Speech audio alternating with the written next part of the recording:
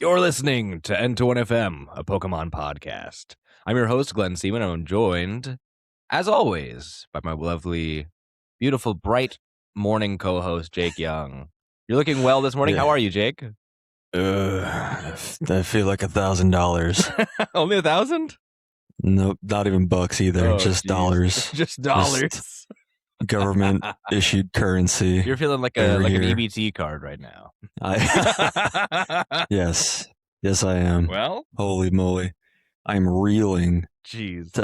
Tell the folks what happened last night, Glenn. So for context, we're recording this the morning after we recorded the N21 Plus episode for this week. Which, by the way, my apologies for the lack of N21 Plus recently. I'm still adapting to my new schedule, yada yada. It's been rough, so thanks. Yeah, thanks. Thank you for your patience. Nothing.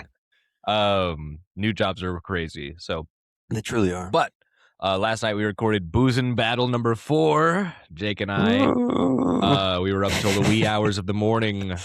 Holy chugging moly. ciders and playing a really fun matchup.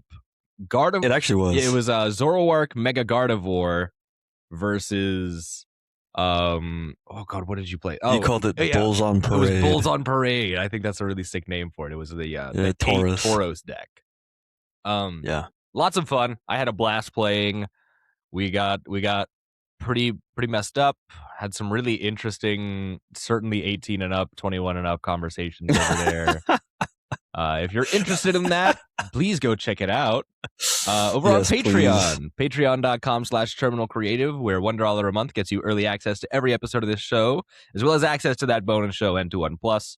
We're working on a new schedule for N21 Plus, so we should have a monthly rotation of content so that you get something consistent every single month. That'll definitely be officially started in season 4 this fall, but we're going to try to get it started before then. Recent episodes of the bonus show include, of course, the Boozin' Battle number 4. We've got Boozin' Battle number 3 with Zoroark and Mega Diancie. And then we've got a post-Orlando interview with Jake and Johnny. We've got our Pokemon Hot Takes. We need to get you on, Jake, for an episode of Pokemon Hot Takes. Pokemon Hot Takes. And then I do have some hot takes. A post-rotation meta discussion recently. Lots of good stuff over there. And it is only $1 a month for that early access and the access to the bonus show. Now, at the $2 tier, you also get access to an early copy of the guest list every month. So if we're going to have any guests on for interviews for N21 Plus, which I do have one just in the magazine ready to go. I just got to get them scheduled. And you get access to that guest list, and you can have your questions read on the show, whether for either the main show or if we have an interview, you can have your questions asked for our guests as well.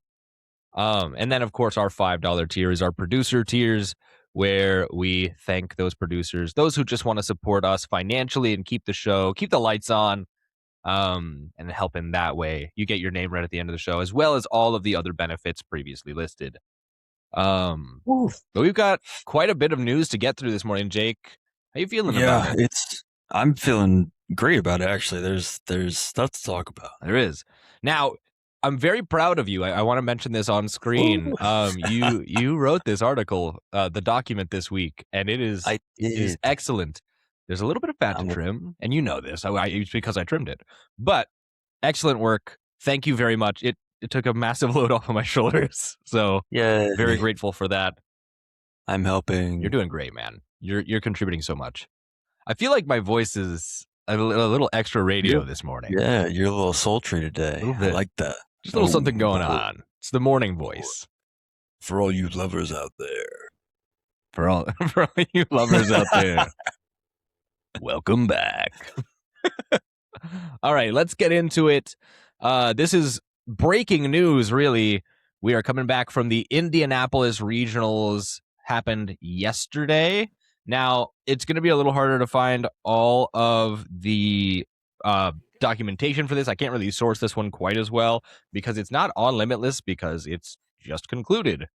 However, Indianapolis Regionals concluded last night, and Saris Jones was your Masters winner in TCG.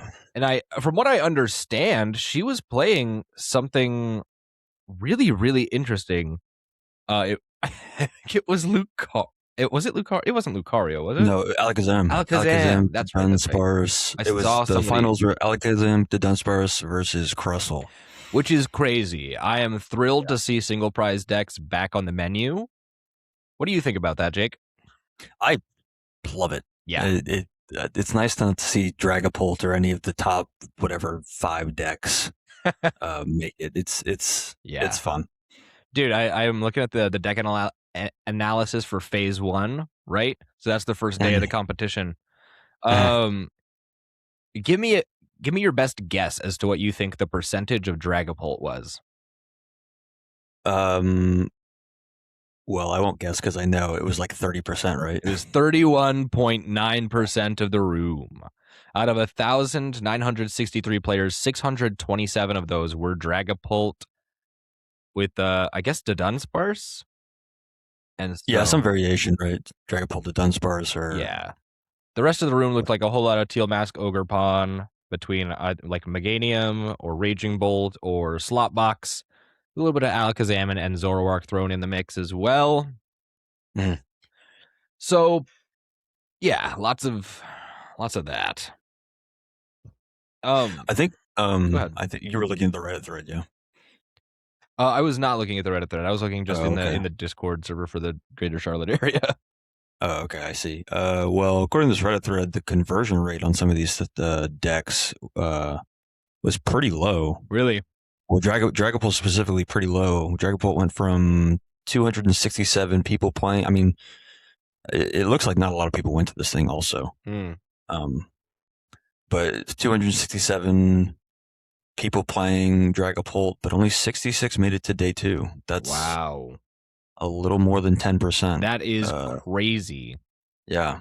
I mean, to be fair, people had it out for that deck this time. Oh yeah, the for Alakazam. Sure, The fact that N Zoroark is even on day 1 is N Zoroark on day 2 conversion at all? Did it convert? I'm not seeing it here. Gotcha. I wouldn't be surprised though if some of the Zoroark players weeded out some of the Dragapult players.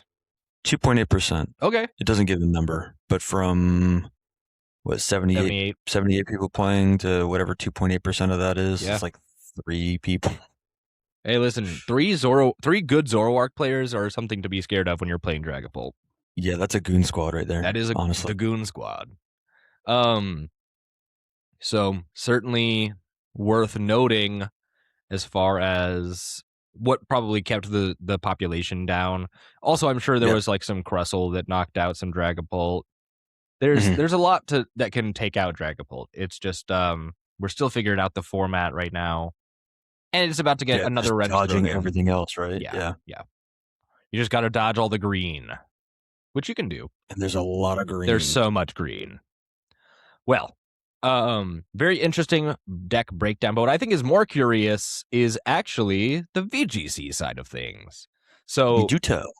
VGC, this was their first regional using Pokemon Champions, which is obviously the new client that they are using to run VGC Doubles. It is a brand new format. People have been practicing for weeks and weeks. We're in the midst of season 2 on the competitive ladder on Champions, and it's a blast. I love that game. I think more people should be playing it. It's very low entry to get in. Highly recommend. But it was a brand new thing. I don't know who won. I'm sorry. I wish I could report on that. Maybe it's on. Yeah, there's not a lot of information just in general from Indianapolis right now. So maybe there's kind of in the dark about a lot of stuff. I wonder if Victory Road actually has it up. I want to look at that right now. Oh yes, our Saul Purry is the Indianapolis regional champion. Now I'm going to see what his team is right now if I'm able to. Yes, Mega Charizard Y and Mega Floette team. So this is a pretty standard, just like good stuff team. You've got two megas that you can use in alternating forms. Basically you've got your Charizard if you want to spam Heat Wave because it's a really fast attacker and it does really good damage. You said Mega Charizard Y or X? Y. Why? Okay, yeah. So Mm-hmm. it's a special attacker. Yep. And then Eternal Flower, Floette, Mega Floette, of course, is a really good fairy type attacker right now. Flow out with a gun. Yeah, they gave her a gun for sure. And of course, your standard Ensign, yeah, very standard Ensign build. No sash on it. They put the sash on Venusaur. Right now, one of the best strategies is to run Venusaur Charizard, and just sleep powder and heat wave spam. It's pretty crazy. Then you've got Sinistra and Ensign for support. Garchomp is in there for some sand if you encounter any more like weather stuff. And of course, Rock Slide is really potent right now. And Yeah, yeah, always. it's a really interesting. It's like this is very much just like this is a VGC team. I can see it. Yeah. Like I'm not surprised at all by any of this. Even the moves themselves just looks like our standard Dragapult 60.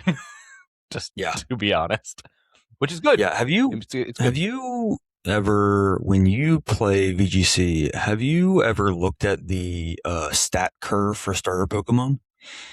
No, I'm not sure Like what the you mean. general stat. So starter Pokemon have a stat curve because what in Champions your Pokemon are locked to level 50, right? I'm not sure what they're locked to, but they're all locked to the same level. Yeah, because starter Pokemon have a stat curve that is front loaded into their leveling curve, and so it makes them better at lower levels. And so I think that I think that Champions is level 50 locked, but starters universally, obviously, like for being very popular, they're incredibly strong throughout the game. Like they're designed to be strong throughout like the story games of Pokemon, because they don't lose their potency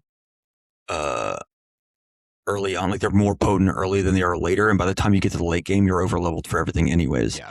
So the way that they were designed, like their stat growth lines are stronger when they're lower level, and so it makes them really good and competitive where the level is locked lower because they have a higher like stat total across their spread. Interesting. Which is just interesting because I really don't like using starter Pokemon in competitive play. Yeah. It feels cheap because they're so strong. Like they're all universally so strong, except for I guess Typhlosion. What? No, Hisuian Typhlosion is actually bananas right now. No, but regular Typhlosion is literally a copy and paste stat line of Charizard, and Charizard is universally better than Typhlosion. Which is so sad because I love Typhlosion.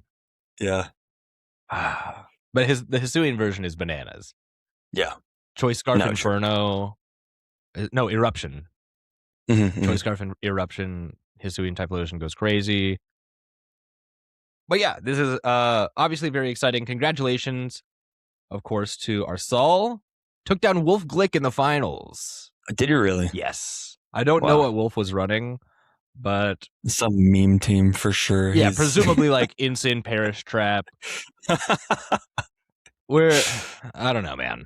Who knows? Yeah. Something ridiculous. But yeah, congratulations to your Masters winners. Very well played. But what was most strange about this particular regional, as far as VGC is concerned, was their round 4. And I think we should comment, generally speaking, about, once again, Gaming Gen's failure as an organizer, right? So, from speaking to some friends I know who went, there was no plumbing for the first 3 rounds of this event. Find a spot. Now, I don't know about you, but generally speaking, if I'm at an event with 1,000 plus almost 2,000 people in it, I'd like to be able to use the restroom. Yeah. That makes sense. Especially first thing in the morning. My morning constitutional, take care of business. Especially pray to the porcelain god. Especially if you've had a coffee. An iced coffee on those regional mornings is always a quick trip to the restroom. It's the poop man will show up and you will owe him money. And the tax man cometh. Indeed. So no bathrooms is, I think, first of all, like a safety violation. Yeah, it's Gaming Gen for sure should have made sure things were in order. Obviously, there's some things they can't control, but I don't know. I just feel like they should have maybe, like, I don't know. I feel like you just need to make sure that things are ready to roll when you've got 2,000 people coming the next morning. Yeah, and telling people to go back to their hotels to use the restroom is like not acceptable as someone that like paid to be, if somebody pays to be there, right? Like you would think that they would like somebody would emergency dial like a porta potty like a vendor or something, like, hey, we need something, anything, like right. Some really nice clean porta potties, something, just like anything. And on top of that, yeah, so guests or players were recommended to go to their hotel rooms to use the restroom. Here's the thing about that. If you're a competitor and you just got off of a long round, right? And you go into the next round and you're like, hey man, I gotta go. I have to go or I'm gonna pass away. What is the time extension on going back to my hotel? No, so you'll get your time extension. You get a call for a judge. You're like, listen, man, I'll be right back. This Starbucks is kicking my butt. Pray I make it back in one piece. And yeah, it's just like the entire rhythm of the competition will be disrupted. Yeah. Especially because, like, if there's 1,500 people in the room, a non-zero percentage of those people will have to use the restroom at any one time. Yeah. God forbid the juniors. Dude, the kids? Yeah. You're going to send them back to their hotels. You might as well just put in like an hour potty break between rounds. Yeah, honestly. Make it a 3-day competition. So that was one thing. And then the real comedy, which is less of a human rights violation, was that the round 4 for VGC players was really, really long. This was a 3-hour round 4, Jake. I spoke to a friend who actually went. I didn't ask their permission to name them, so I won't.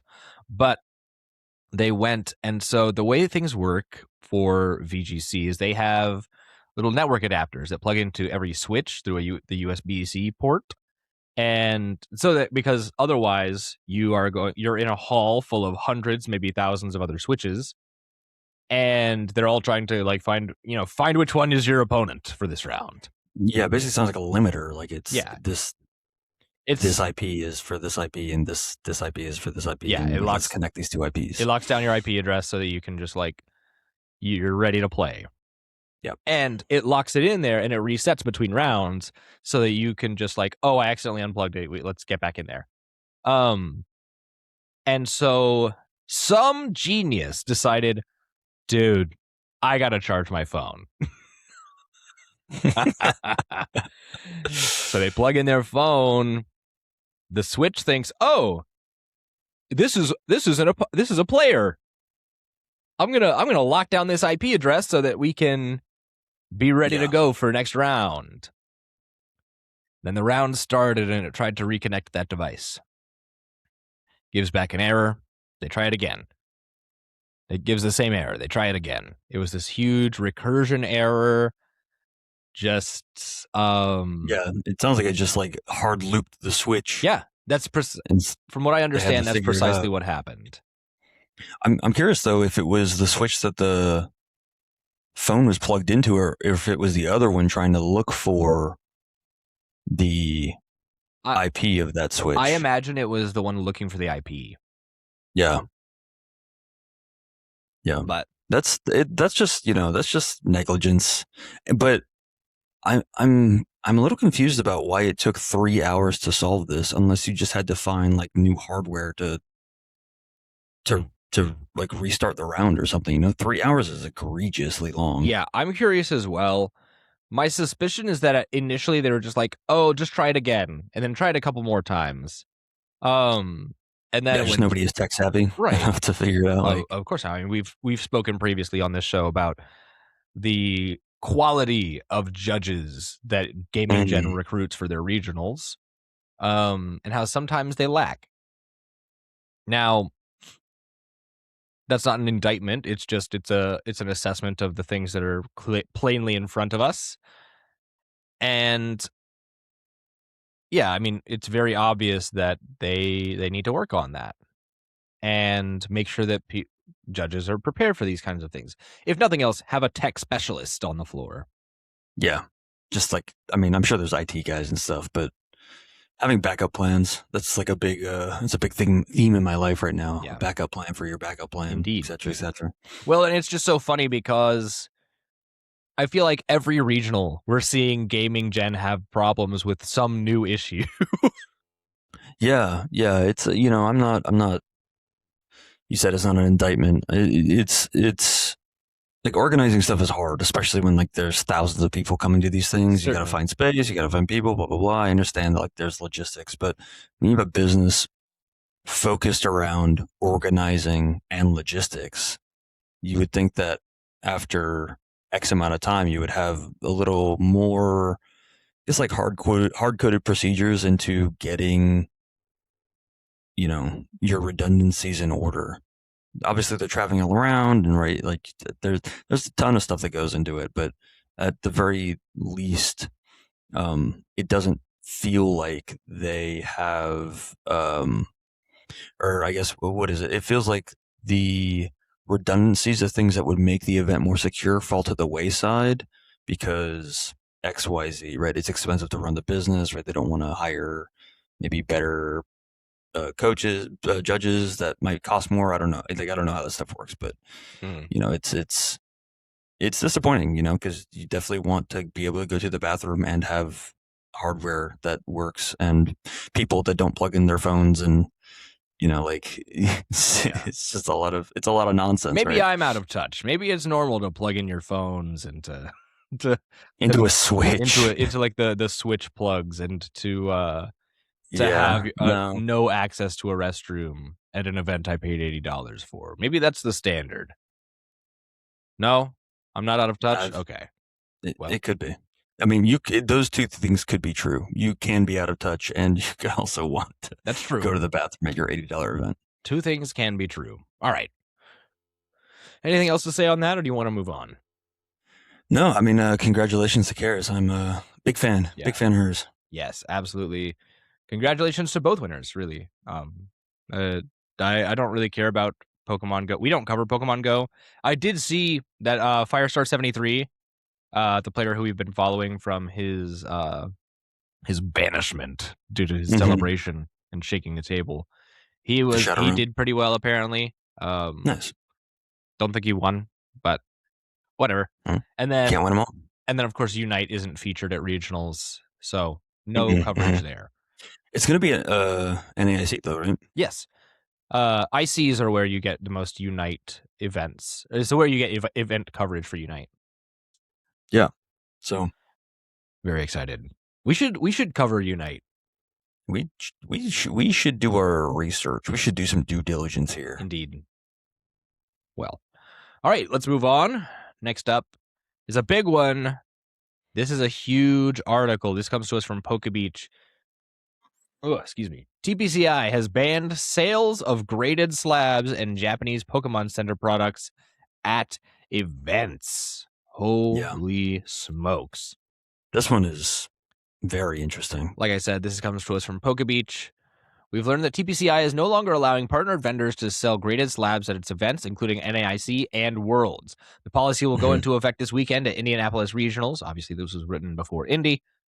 A public announcement is not expected. We've also learned that vendors are barred from selling items over $1,000 or most products from the Japanese Pokemon Center, including plush and TCG items. That one I'm a little concerned about. This restriction means high-end chase cards, such as Umbreon EX, can no longer be sold at events. The decision is not surprising. Graded slabs have become associated with the hobby's investor bro culture, with many chase cards selling for hundreds or even thousands of dollars. TPCI clearly wants to distance its events from the monetary side of the hobby, as allowing vendors to openly sell expensive slabs to kids would be a bad look for the company and distract from celebrating the franchise itself. There's more to this article. I didn't want to read the entire thing for like verbatim. He goes on to interview an 11-year-old kid, who taken over an abandoned booth just to sell cards. He'd been vending. First of all, why are you 11 and vending? Something child labor. Yeah, he didn't play Scarlet and Violet. He'd never watched the TV show. He just flips cards. Doesn't know much about Pokemon, he says. So look into that little interview. I think it's kind of reprehensible, actually. But yeah, I mean, what is your initial impression from like off the rip of this? I think it's a net positive, largely. I think it is perhaps too broad of a stroke. One of my favorite things at regionals is being able to get some of the Japanese stuff that we don't get in the States. But if that's the cost for not having to see slabs and stuff over $1,000, good. If it means that events are no longer a place where investor bros can come set up shop and flip cards, good. I want to be very clear. Directly addressing people who are in the Pokemon hobby to flip cards and sell them and make money and nothing more. They don't want to engage with the franchise or IP. To those people, you don't belong here. Get out. Yeah. That's all I have to say about it. It's not a money-making scheme, you know. This is something. I mean, this is what the podcast is about, right? It's about people, right? Yeah. And you're not a person to me. Like that. Well, I won't go that far, but it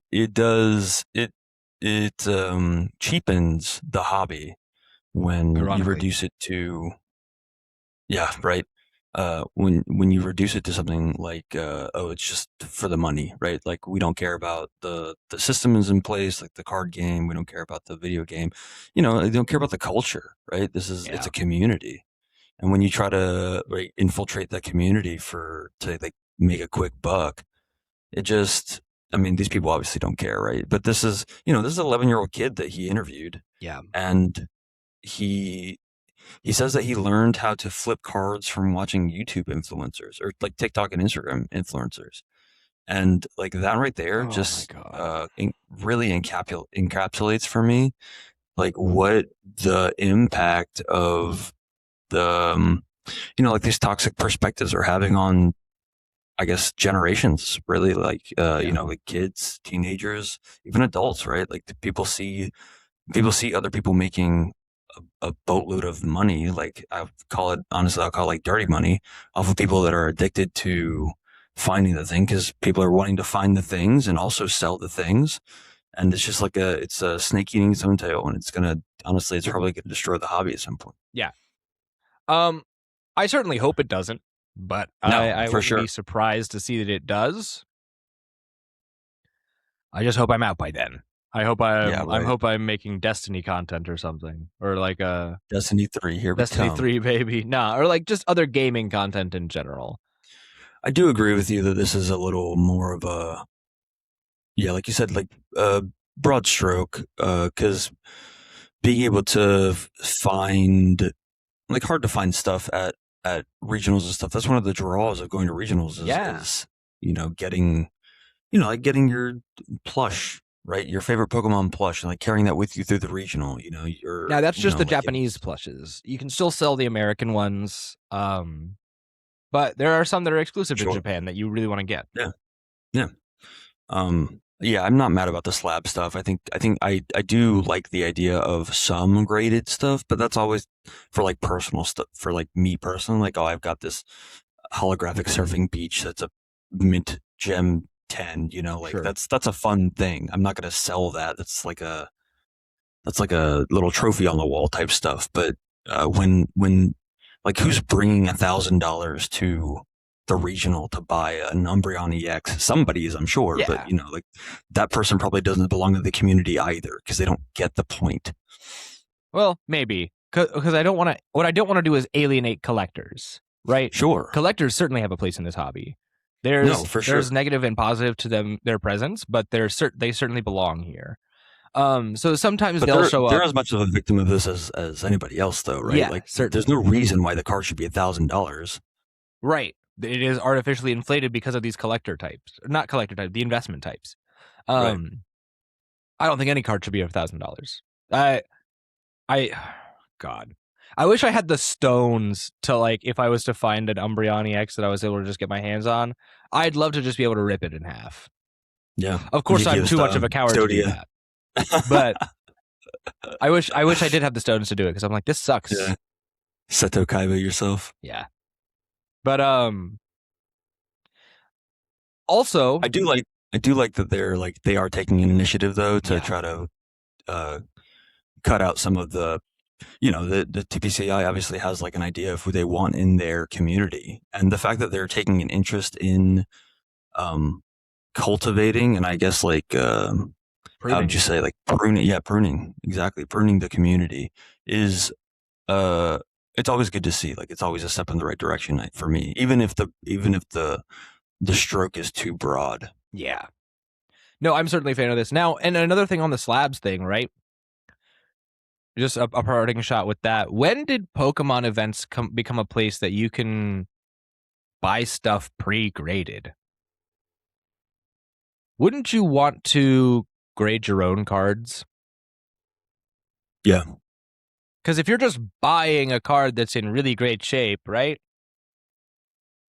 Like, I'm going to buy a Gem Mint 10 of this Umbreon EX. I didn't pull it. Someone else did. Yeah. And now it's just a piece on the wall that all I did was spend the money on it. Yeah. And I'm not saying you necessarily earn your Gem Mint 10s or whatever. But, like, doesn't that make it less valuable to you? Yeah.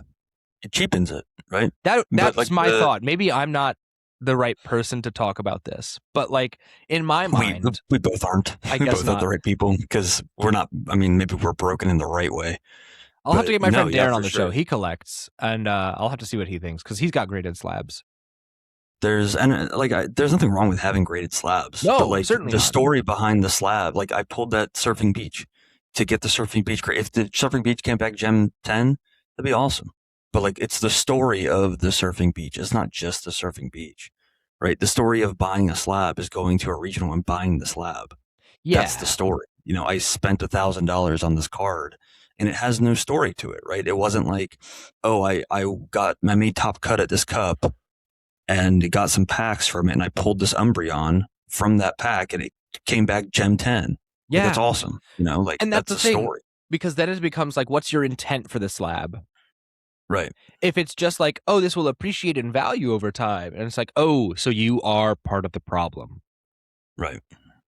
Got it. I think no one should be affected by this negatively who matters. I'd love to hear an argument against it. If you have a reason that somebody who belongs in this community should be hurt by this, please let me know.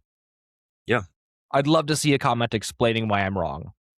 But until that happens, I'm going to confidently say this is a net positive for everybody. The no Japanese merch feels a little bad, but like, whatever. It's also worth mentioning, this isn't just slabs. This is all items over $1,000. Yeah. That means no Moonbreon, no Sunbreon, nothing over $1,000. Which means, I guess people aren't probably selling TCG Classic kits anymore. No more of those rocket briefcases. Which is good. No. Yeah. Also, this isn't the first time TPCI has issued product prohibitions. 2 years ago, they warned stores to stop selling Play Pokemon booster packs, so like the prize packs and event promo cards, because stores were selling those and to the same types of people. Yeah, you're not supposed to do that. And so now you can get shut down and have your Play Pokemon rights removed.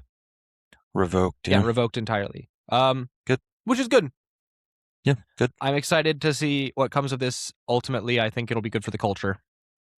Any further thoughts on this? I agree. Or do you want to move on? No. No, boo scalpers. Yeah, I love to collect boo. stuff, but like let's keep it. Let's keep it kosher. Push it in, yeah, keep it kosher. Keep pushing it in the right direction. Indeed. All right. Some more collaboration stuff. We'll kind of rapid fire these next three. Speaking of scalpers, Yeah, right. there's another Target collection coming, baby. Oh my god. This will come out 5 days from now. So by the time you're hearing this on free feeds, hopefully, Hopefully, I should have it up by then. But by the time you're hearing this on free feeds, it's time to get ready. Because the first access is on 6/6, and the second wave pre-order is on the 7th. Now, there is now 2 more styles of that windbreaker that was going for $130. There is now a Johto and a Hoenn. The Johto one is so cool. Yeah, they're both pretty sweet. I like them. I really like the gold and like this aqua blue. Yeah, on the sleeves. It's really gorgeous. What I feel like those colors look a very specific way negative. Yeah, you're right. Like the negative, like a film negative. You mean? Yeah.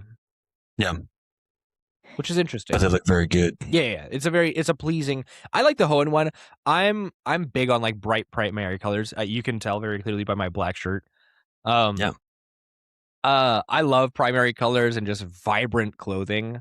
So I really dig the Hoenn one. But it also looks like I kind of just don't. Yeah. Oh yeah, like a macaw, perhaps. I kind of just don't understand why they're $130 other than it's Pokemon. It's Pokemon. Maybe they're like the brand. Incredibly well made. I think it's got to do with the brand as well. Perhaps. There's a Snorlax shirt for John though. Oh, true. So. There's a These are really cool, like little Pokemon Dex cards on these shirts. Oh, what? On some of these shirts, there's like Pichu, Snorlax, Psyduck. Oh yes, Dex cards with the Japanese on the back. Yeah, those are sick. Those look like the Uniqlo collab ones, and those shirts are only $25. Yeah, the kids are 15. Oh, true. Yeah. Oh, those Dex cards. I was mistaken. I thought you were. I was looking at something else. Yeah, the Dex card. Those should be on adult ones. Oh, okay, they are. They're $25. Yeah. Very nice. I love that. Little bag charms as well. Very cute.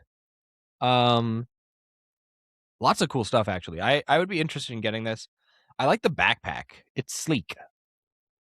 There's a Magikarp Gyarados jersey, reversible jersey. Yeah. It's fun. Yeah, it's cute. Yeah. I like all the Japan, like again, it's got the little Pokeball in the pocket, and then you flip it around, it's got the Japanese name of the Pokemon, and then like a line art portrait of the Pokemon and its name. It's a very pleasing color scheme. It's $25. Nice little shirt.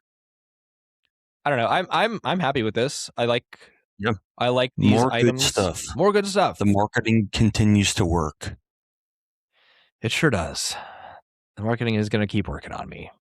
And the regular hoodies are like $40 as well. I love the cream colored ones with like the rainbow lettering on them. Happy Pride Month, by the way. Oh, thank you so much.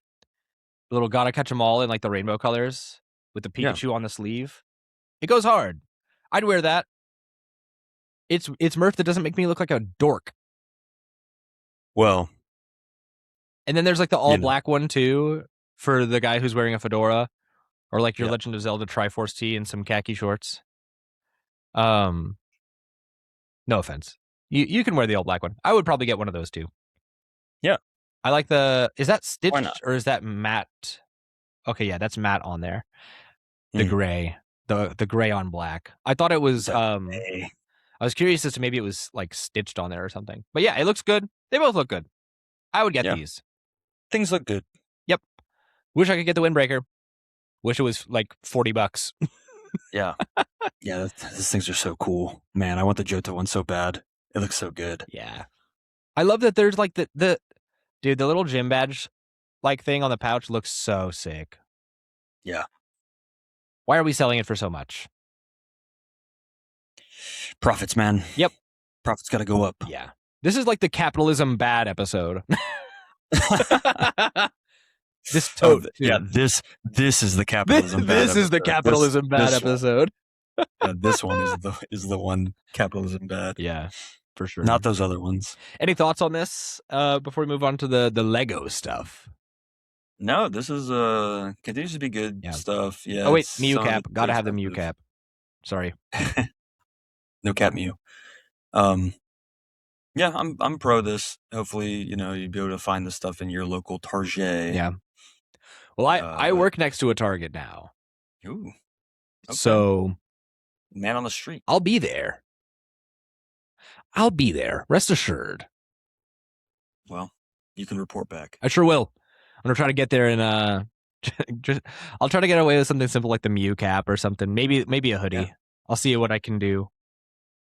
Jeez, I'll get lucky to get a bag charm. Yeah, you'd be lucky to get some Pop-Tarts. I think that store actually still had the Pop-Tarts on the shelf last I checked. So God bless. Thank God. All right. More Lego stuff. I just uploaded last week's episode where we focused on this. But there's some new Lego sets, and I'll say it. I was once again right. You really were right, and I'm a little mad about it. There are the new play Lego sets. What are they? The Lego Pokemon Smart Play sets releasing in August, featuring the Smart Bricks. Now there's a couple of them that have been leaked from various sources. This article comes to us from The Gamer. Yeah. Now the first one is actually ugly and I don't like it as much, but it is a Jolteon versus Charizard set. This is a goofy looking Charizard. Yeah. He looks bad, man. I actually think that he looks fine. It's fine. This sits very middle for me because of the age rating on the box. Yeah, I can see that. I'm okay with the way this Charizard looks. He doesn't need to be anything more than this. Just by virtue of the thing that they're trying to do with these sets, these play sets. Right? They like move around, so they're a little more intricate.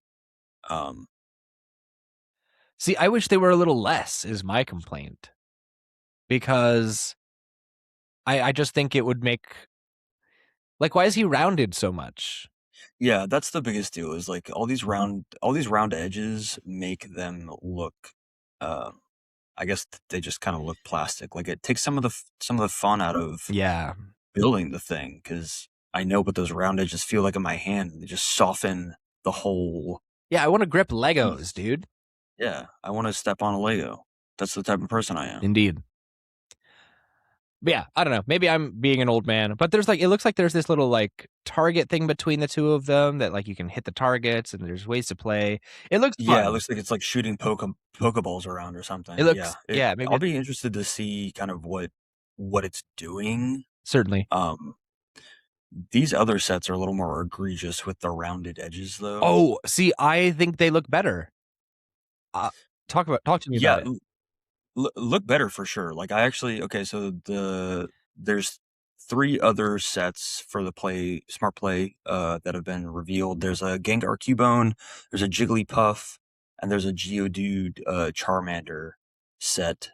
And once again, I'm gonna point at the age rating on these because they are age 6, 7, and 8 and up.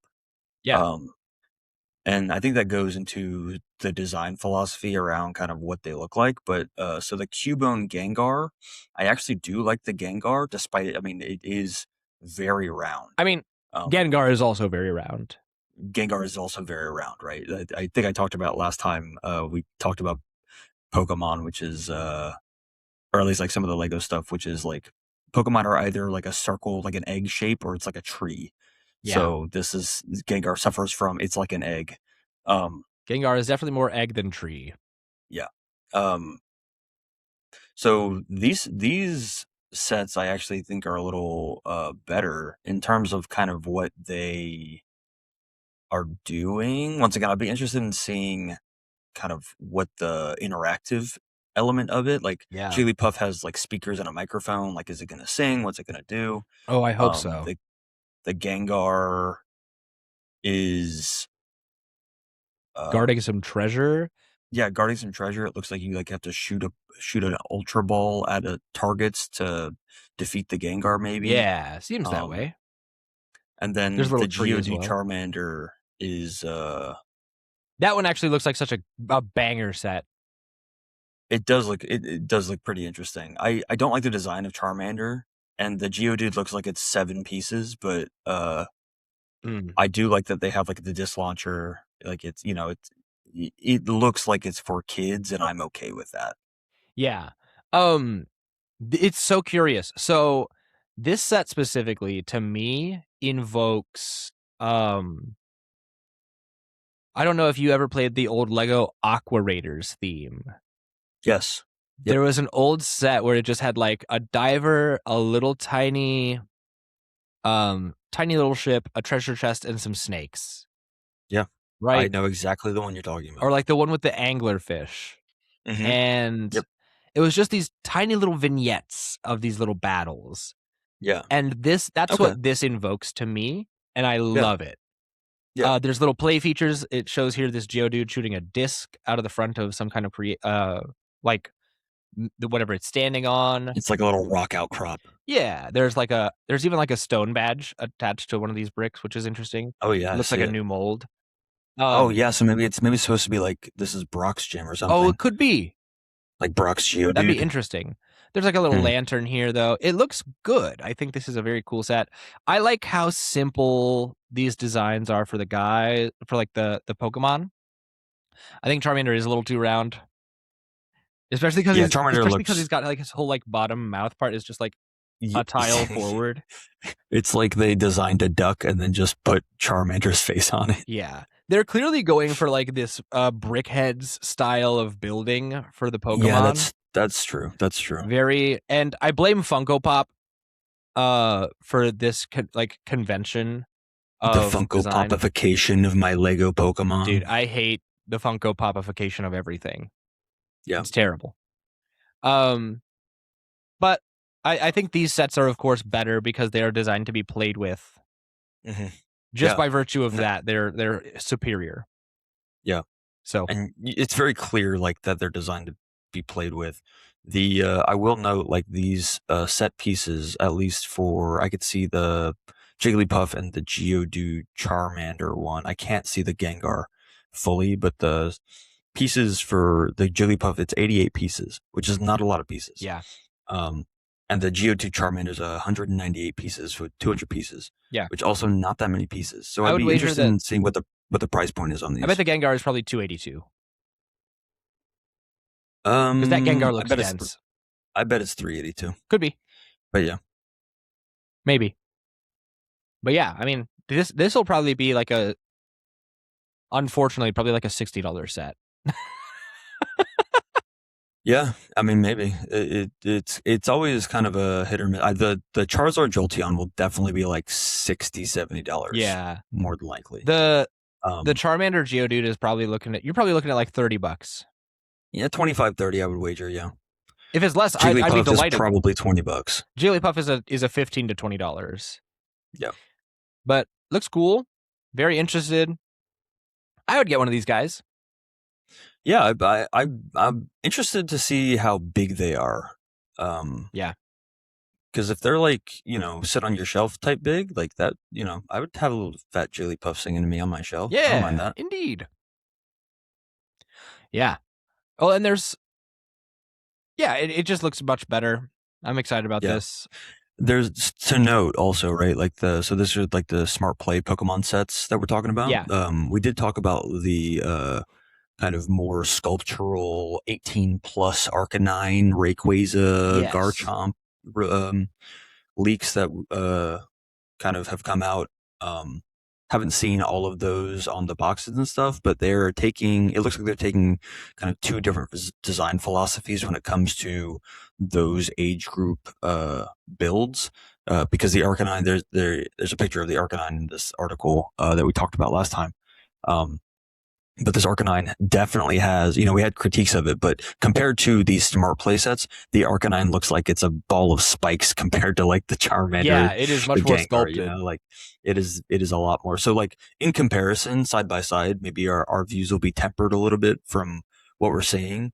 I do want a little more from, like the artistic design of some of these things, but it remains to be seen what we're going to get, kind of I'll say like what my final take will be on the design philosophy this branching design that they're taking. Yeah, I want to see the full line. Absolutely. Yeah. But hey man, so we'll see. But Still pretty promising though. Yeah, certainly. I just hope that the smart brick doesn't like inflate the price out of these like crazy the way it did with Lego Star Wars. Yeah. I don't know, because we are still paying for the Pokemon name too, right? So yeah, they might just be insane. Well, I hope $50 not. for the Jigglypuff. Oh, dude, if it's like nonsense, anything over $20 for that Jigglypuff, and it's Jover. Yeah. Not gonna happen. So, but that's not even the cool Lego news that I wanted to talk about this week. Talk to me about the Lego news you wanted to talk about, Jake.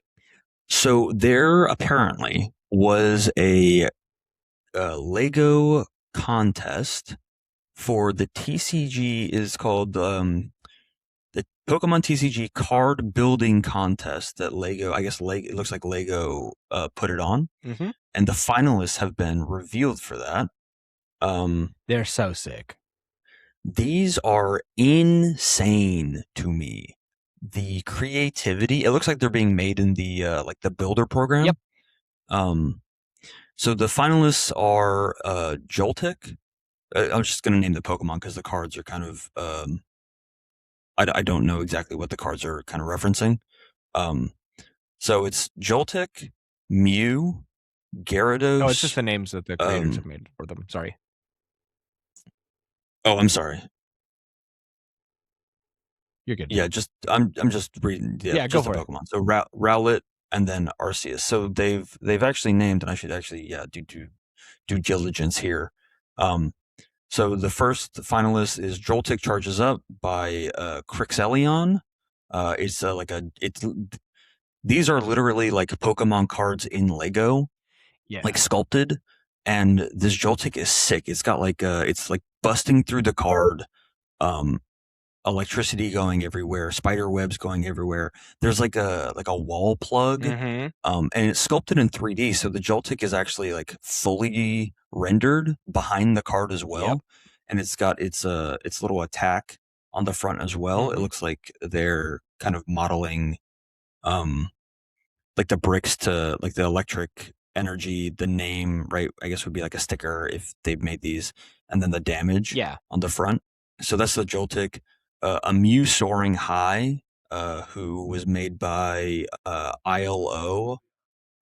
This is more of like an art card, but also very, very good. Like the background design, they have you can replace the nameplate. The Mew is posable, or I'm not. Sorry, the eyes plate on the Mew. You can replace the eyes plate on the Mew. The Mew is posable, so it gets kind of that bubbly expression that Mew has when it's laughing at stuff. Really, really pretty card. The next one is Gyarados Sunset Splash. This is my personal favorite of the 5. This Gyarados is sick. It's like it's busting out of the card, kind of splashing out of some water, but the background is this like purple, red, orange sunset. It's so beautiful. Yeah, and the background is gorgeous on this one. Yeah, and it just looks, looks like it's coming. It looks like they're coming out of the cards. The way that these are sculpted, all 5 of these are sculpted, are insanely beautiful. And it just like shows the mastery of people that have way too much time on their hands, first of all. But second of all, like the will and talent and skill, honestly, dedication to like get in there and do the thing. This next one is Rowlet Razor Leaf. I like this one. And we're gonna. If you wouldn't mind, we should link this in the description of the show just so people can go and I'll put it up there and go and find it, because these are too good not to go look at. This one is also, if Gyarados wasn't my favorite, I suppose this we could have. has to be the best. Yeah, I'm too tired. No, it's okay. I totally forgot to, or I would have, but I neglected that. But so this one, Rowlet Razor Leaf, created by DMWM. This one is kind of takes the cake for just like artistry in the thing, like creating a sculpture. Yeah. It's a 3-tiered card piece. It has a background, a middle ground, and a foreground. So the background is kind of the backdrop for this Rowlet. It's kind of like a swampy forest. Very stylized. It looks like yeah, it's very pixelated. Like a what is it? Like it's like a Monet. Yeah. Honestly, it's impressionistic painting. This is very mosaic. Yeah. Way of building it too. And then so the Rowlet is sculpted in between, and there's like this branch coming off of the foreground plate. Yeah. And it's doing this attack pose that's very animated. I love this pose. Yes. Yeah. And it's shooting a Razor Leaf, and the Razor Leaf is in the foreground. It's cutting the edge of the card. Yes. And the way that the card is split around the edges is very satisfying. Yeah. With like the curvature of the leaf that's being shot. This is such a great card. Yeah. This is gorgeous. I love this creativity. This is like a masterclass in how to just make it look good. Because like you also see the other 2 Razor Leaf bits in the middle ground with these clear supports for them. This looks like it would be functional to stand up straight as well. Yeah. I think this is. Yeah, I would buy this in a second. This is a stunning set. Yeah. All of these are amazing. Yeah. The last one is my favorite personally, but tell me about this last one. This last one is called The Mythical Arceus by Live to Build. And this is like just a majestic Pokemon card. It's like a throwback to Pokemon card almost. Arceus busting through the card once again. But it's coming out of the base is a Pokeball that it's coming out of, and the I guess like the card art is like it's kind of spacey. Yes. The universe. It's very majestic. I really like this card. These cards, and not just these. There's a whole on the PokeBeach article. It links to where you can vote. But on that landing page, you can look at all of the entries. Yeah. And there's something like, I don't remember exactly the number. It's a couple hundred entries. And, some of them are not as good as others, but like the artistry in all of them is there. Like the love of Pokemon is in all of them, I can see. And it's just like looking at these compared to what we're getting from Lego proper. Yeah. It's night and day. It is. Because these are Lego that are Pokemon, not Pokemon trying to be Lego. Yeah. Yeah. Very well said. It's just breathtaking, honestly. Like the artistry. I really, really love this stuff. This Rowlet is very encapsulating though. Yeah, there's so many gorgeous ones. I'm looking at like there's a Giratina one that has a play feature where the card opens up and Giratina leans out.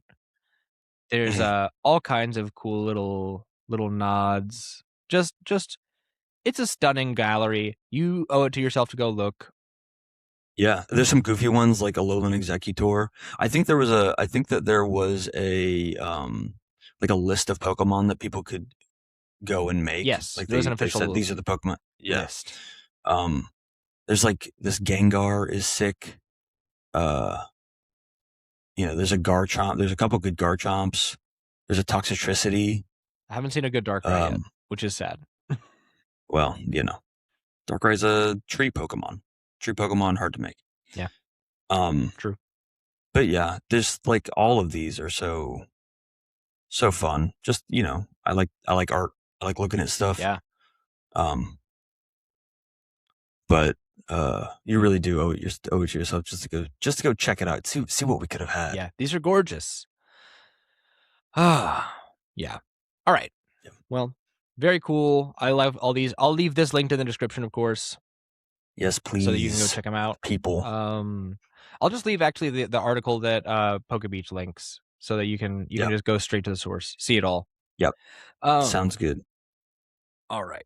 But yeah, it's gorgeous. I'm excited. Do you remember what the pricing was for the Lego article? Or for the Lego contest? I'm trying to see. Oh, I've got it right here, actually. It's linked also on PokeBeach. Basically, the one lucky winner's creation will ultimately be turned into an official Lego set. The winner will receive 1% of all total net sales of the product, 10 complimentary copies of the set, and a featured biography within the product. Wow. That's huge, actually. That's like really generous. That's insane. 1% of all profits. 1% of all net profit is like a lot of money. That's retirement money, especially because all of these sets are insanely good. Yeah, so all of these sets will probably retail for like $90 plus. Oh yeah, for sure. I could see any, like, these are the 18 these are plus. easily a couple $100 a couple 100 piece sets. I could easily see any one of these being like 120, 130 bucks. That Arceus one is a cool 150. Oh yeah, for sure. I do like that you can pull the Arceus out of the card, by the way, because it's got a stand and then all the elements. It's a standing structure. Yeah, so sick, very cool. Yeah, these are sick. Well, congratulations to the finalists. Best of luck. Go cast your vote.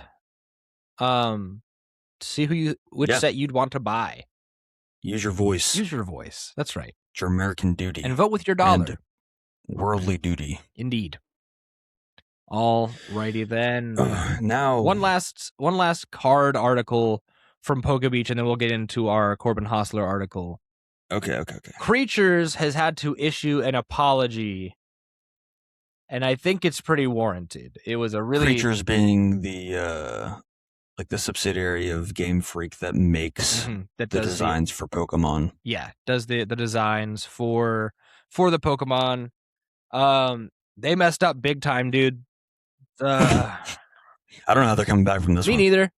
It's weird. It's a shame to have like such a huge win for the Pokemon TCG in the Lego contest, coming right off the heels of this total failure. I think honestly, it's pretty good timing that they lined up the contest at this time, because otherwise this would have potentially been a brand dooming error. Their reputation is ruined after this, if I'm being completely honest. Well, hopefully fans can find it within their hearts to forgive them.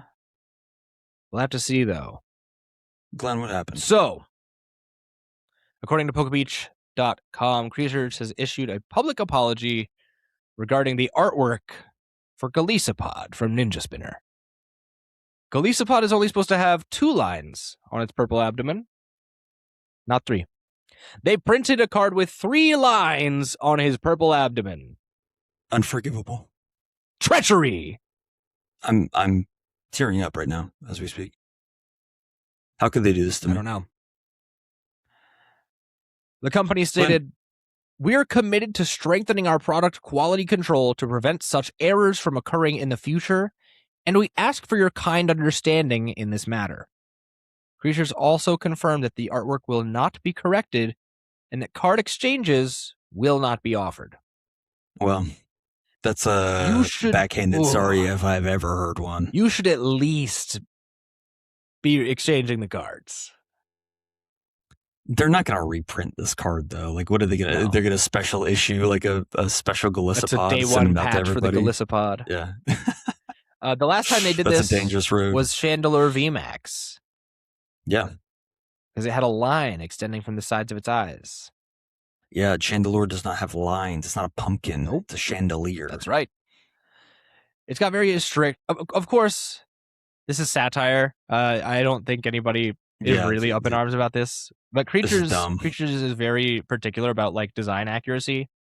Has a very strict model for its artists. Who's to stay in the Pokemon universe if one Golisopod does not have 3 abdominal lines on them? You know, evolution is strange in all shapes and forms. Listen, all I'm saying is Takeshi Nakamura, artist behind this card, count your days. Your days are numbered. Your days are numbered. You'll never work in this town again. This is a very Japanese response to something like this. Yeah. You know, this is like Something so small, like the fact that anybody even saw this is insane to me. Yeah, really. I can't imagine looking at this and be like, "There's 3 lines. What now?" And they're like, "Hey, so sorry about this Golisopod How does this art. get through our QA? I'm so sorry about this Golisopod art. Please ignore the no bathrooms at Indianapolis regionals. I'm so sorry about the Golisopod art. I'm so sorry. Distract. I'm so sorry. Please." Yeah. Pay no attention to the war in Indianapolis. You are safe here. There is no. There's no war in Boston, Annapolis. True. Yeah, this is dumb. I appreciate card art in all its forms, and I wonder. Wait, I'm gonna see. Go ahead. Well, just like, who cares? If we want to be so reductive, the Pokemon on the card, the art on the card is the least important part of the Pokemon card. When you're playing the game, like, it just doesn't matter at all. Yeah. You know what's interesting about this card? I'm surprised that how it's so cheap.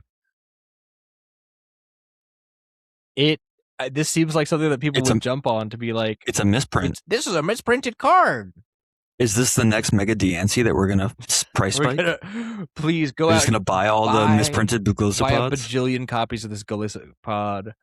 What's the price on this card right now? Right now, market price is 5 cents. That's what I'm saying. The Japanese one, 29 cents. Oh, which is unusual. That is weird.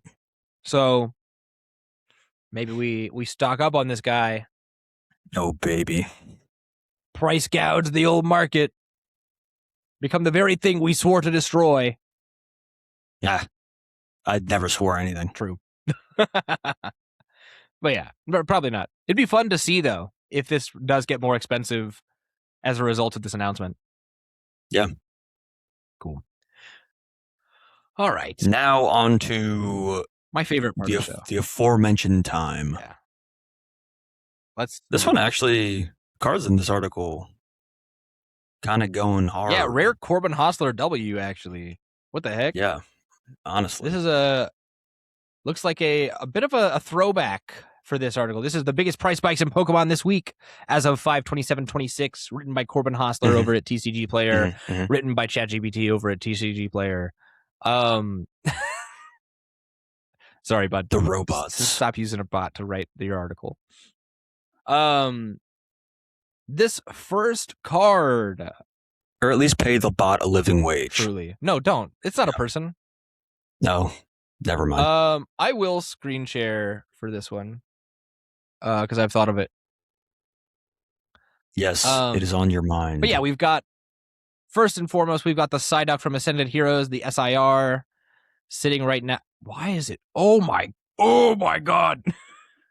It makes sense. This is an SIR of a Gen 1 Pokemon that is a highly playable card. It is at 110.18 right now, jumped up from around 95.49. Yeah. And it started off really high as well. So, yeah. I mean, it started. Shut up, $20. Yeah. Coming down a little bit. Yeah, just regular. Into 110. Regular market regulation. This is a highly playable card. It's a very cute card. So it's a great card. Psyduck, love Psyduck. Yeah, I see the vision. I get why it's expensive. I don't think it should be $100. I get why it's expensive, though. Yeah. Great one. Next up is the Latias and Latios GX from Sun and Moon Team Up, the ultra rare. Also known as the Lover's Birds. The Lovebirds, yes. Which, by the way, strangely named. Yeah, because they're like brother and sister. Yeah. Right? Let's Is this a Luke Skywalker? This is the Leia Organa let's situation? Just say the people who coined the name for this card were certainly LARPers. Yeah. Yeah, there's a fanfic. You just didn't know. You didn't know the lore of these two. Oh, yeah. Okay, yeah. Because you would have never called it Lovebirds if you did. Yeah. Anyway, that's true. This is actually, well, I guess at the time of writing this article, it was up. It's had a tumultuous recent history from mid-May to now. It kind of went up to 2,500, down to 2,300, up to 2,400, down to 22. up yeah, to this 20, is tumultuous. And then now it's sitting at 21,36. Who's to say it won't be up to 2,700 by tomorrow, though? Yeah, I wonder if this is based on like the card exchanging hands, because as far as I'm aware, there's like not that many of these in the wild. It's hard to find. But so like if one is getting sold and then it's spiking the price, and depending on how much it's getting sold for, et cetera, it's just it's causing it to be a roller coaster ride. Well, and the tumult is a very recent development as well, because you should know. Yeah. I'm looking right here from like September all the way through February and early March. It was like just slowly climbing, and now it's going crazy style. Yeah, it crashed, and then it really is just up and down, up and down. So we'll see what the future holds for this card. Very pretty This card has always been expensive. Yeah. There's never been a time where this card was not more than $2,000. Well, you won't see it at regionals anymore. Nope. Which, another thing that I've just thought of, I wonder how that will affect the price of these cards. Because if they're not if you're not able to move them, if you can't move them, they're less valuable. So I don't know if that's necessarily true, but I understand the thought process. That's my thought. Is like, you make no money on it by it sitting on your shelf. Sure. Or in your boxes. So who's to say we don't see a world where some of these $1,000 cards drop down to like $800-$900? Maybe not like not the Lovebirds, the Latios, because it's like, so many orders of magnitude above that. But maybe something like this Gengar and Mimikyu GX, the ultra rare from Sun and Moon Team Up. This one is only $14.18 right now. What do you think? Yeah, I don't really see the spike here unless it's this May 24th, May 25th. But this has been pretty steady. It crashed on the 17th, it looks like. Yep.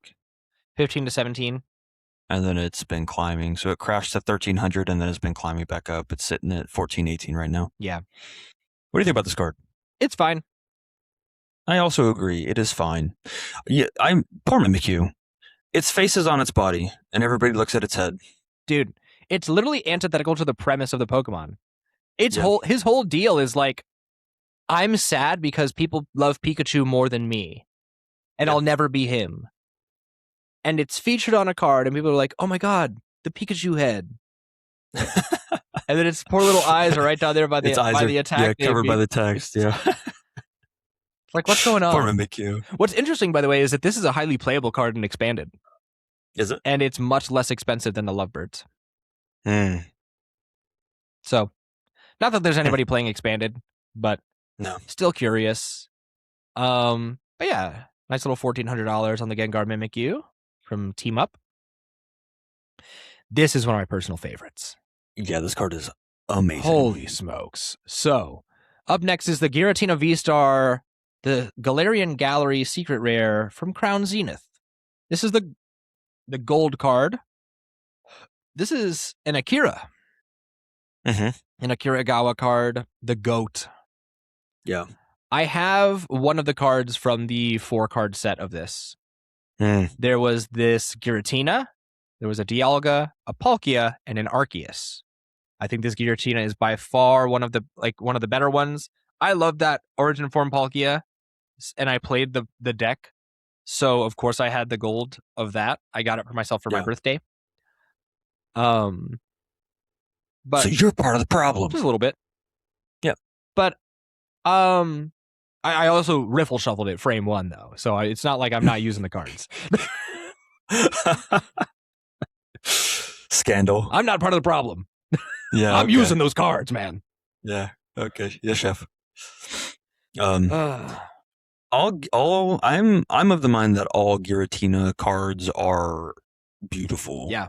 In their own right. I don't know that I've seen a bad Giratina card. Yeah, they're all so insane, especially the full arts, especially the secret rares. Yeah. This card is no exception.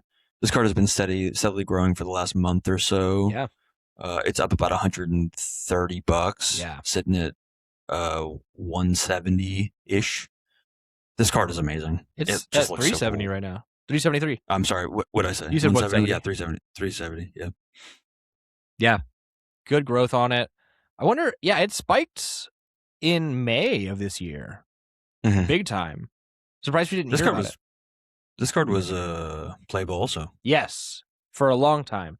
Giratina, Lost Zone Giratina was the best bad deck in the format. I remember losing to Isaiah Bradner playing that deck in Charlotte Regionals of 2023. Yes, you mentioned this on the very first episode of the podcast. Did I really? Of which I have listened to. Yes, you did. Maybe it was 2022. You mentioned, but yeah, you mentioned this. I love it. It's one of my fondest memories. Is getting smoked by Isaiah Bradner. Rolled into a fat doobie and just lit. Yeah, truly. Yeah, great card. Gorgeous card. I want one real bad. I don't want it $300 bad. Are you willing to pay for the set that this comes out of? What I'm willing to do instead, actually, is go to arguably the better version of this card in the Japanese art. Oh, because the Japanese version of this card, if I'm not mistaken, is much cheaper. So I could pull that up. I just don't want to stop the screen share, and my phone's not working. Sure. So yep. I guess I could pull it up in a separate window over here. Over here on your second monitor. Yeah, I'm a bit of a gamer. This is great audio. It is, yeah. But yeah, I'm trying to look for the Japanese one right here. Oh, man. I can't find anything. Useless. All right. Excuse me. Let's scroll on down. So you'll remember we had a conversation about a specific Eevee card. Oh, is this that card? This is the counterpart to that card. This is the Rayquaza VMAX from Evolving Skies, the secret rare, which is almost in territory where it won't be able to be sold anymore. Yeah. $982.89 right now, been slowly growing.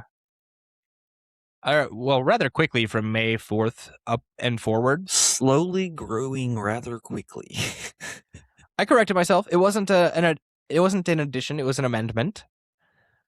But you can, if you see my cursor on screen now, that Eevee from that card, it should be pictured right around back here. Okay. It's not in the bottom right there, like where the stairs and stuff are? No, because in that Eevee card you can see Rayquaza from behind. Oh yeah, okay. It's actually you can kind of see in this window. He's over here on the screen share. Yeah. But you see Rayquaza from behind, so Eevee should be anywhere from here to here. Seeing that Rayquaza, almost $1,000. This is a very cool Rayquaza. I didn't realize the base Rayquazas were so expensive. Yeah, we've been trying to get a couple copies of this card, some friends, because we're doing Paradox Rift format. It's expensive to get this card, just the regular version. So yeah, crazy. Cool card. Yeah. I don't know. I'm not a huge fan of VMAX. Really? Why is that? Just like the designs. I don't like the little swirly clouds over their heads. Oh. I think it's kind of dumb. Okay, fair enough. You know, just give me this is the size that Rayquaza should be in my heart, just as regular. You know, yeah. Rayquaza is a huge dragon Pokemon. Yeah, it's a kaiju for sure. For sure. Up next, another classic artist. This is the Carablast from Black Bolt, the illustration rare by, I believe that's Komiya, right? Let me look this up on my second monitor here. Yes, it is. Komiya? Okay, yeah. Squinting at my screen. I can't do that. I don't have eyeballs. But yes, this is the Tomokazu Komiya Carablast from Black Bolt, jumping up to a whopping $21.23, up from a mere $10, a humble $10. Yeah. I think this is a good art. I think this is also a highly playable GLC card. Mm-hmm. For your Carablast Shelmet deck. Indeed. Yeah. Very cool. Nothing much to say about this. Yeah. It's a cool art. It's just Carablast is a Pokemon. It exists. Yep. And then it wouldn't be a Corbin article if we didn't have a Charizard on there. Oh, baby. There's no spike here. Nope. Or I guess this was fat. Yeah, no, this was written on the 27th. This is a drop down. It's a hump. Yes, indeed.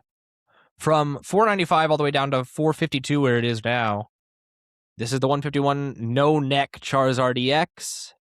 Yeah, what's up with that? Couldn't tell you. Thick Charizard. The no neck Charizard from 151, the special illustration rare. Where's my company apology from creatures? Yeah, that's my question. Charizard has a neck. They'll apologize for the 3 lines, but not for no neck Charizard. Yeah, no neck Charizard. That's wild. What a scam. This card is way too expensive. Yeah. I like the stylized art. This this reminds me of Pokemon Snap. You yeah. Charizard at the volcano region. Yeah, I see the vision. Yeah. Confession, never played Pokemon Snap. You're missing out, dude. That game is amazing. I did not own the console that came out. New Pokemon Snap, not as good. Go play the original Pokemon Snap on Switch. It's on there. Oh, is it on NSO expansion? Yeah. Yeah, it's on there. I'll give it a look. Such a good game. All right. Takes like 2 hours to play also. Sweet. Well, very cool. That's all we've got for that section. Let's move on That's all she wrote. Let's move on to what we're playing, and then we'll get out of here because I've got to get to work. Yep. So what we're playing right now, nothing new for me. Obviously, we did our Boozin' battle last night where I played Zoroark Mega Gardevoir. I think with a little bit of refinement, no pun intended, that deck could be like okay. Not great, but like okay to be sure. Mm-hmm. But I've just been playing Greninja Dragapult on the ladder.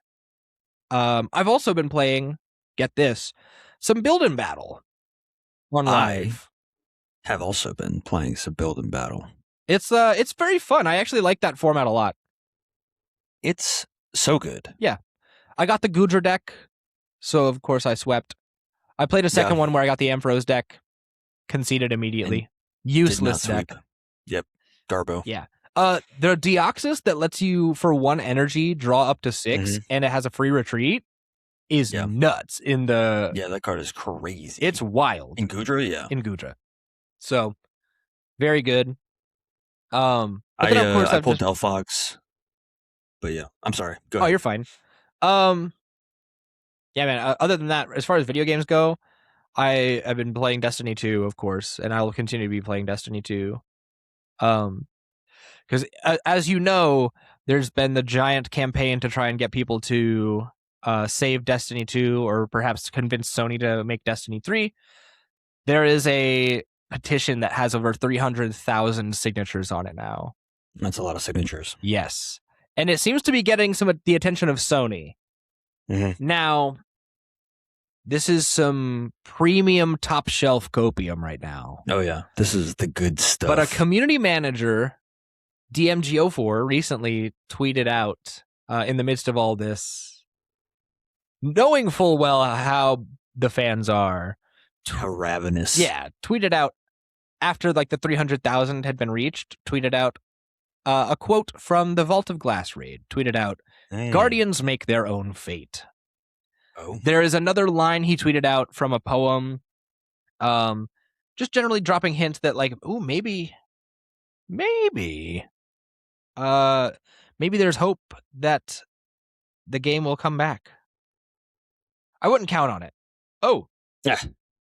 This is breaking. Hold on. Yep. Okay. I wanna go back to this really quickly. I don't have any images for it. Or maybe I can send you a link and you can screen share. Because this is breaking literally right now. Okay. I want to copy the link and send it to you on Discord so that you can screen share. We're some new Lego sets. Oh. That I'm just now seeing. Yes. Sorry. 1 moment. I guess we're back to Legos. Yay. My favorite. We can just be really quick about this. Quick thoughts and then go back to what we're playing. I'm sorry. Let me find it here. It's more smart play sets.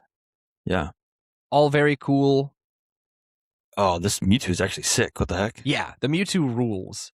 The Pikachu actually looks very well modeled here as well. I like all of these, actually. Yeah, these all kind of bang. So there's a Pikachu. What is this? This is called...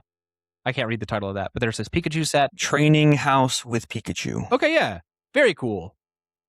Not a whole lot of details on it. Mewtwo's Lab Break. This one is awesome. Yeah, it looks like the play feature is that it'll break out of the lab at the push of this little button on the bottom. Yeah. Which rocks. That's a very well modeled Mewtwo, by the way. Yeah. I think it looks good. If I could go back. Left arrow. Goodness gracious. screen. Oh, Hit the if you move your mouse to the middle of your screen and then to the left. It's not letting me push the button. Never mind. I lied to you. It's not letting me do the thing. Okay, here we go. Yeah. Very cool Mewtwo set. I think it's very on model. Looks good. Yeah.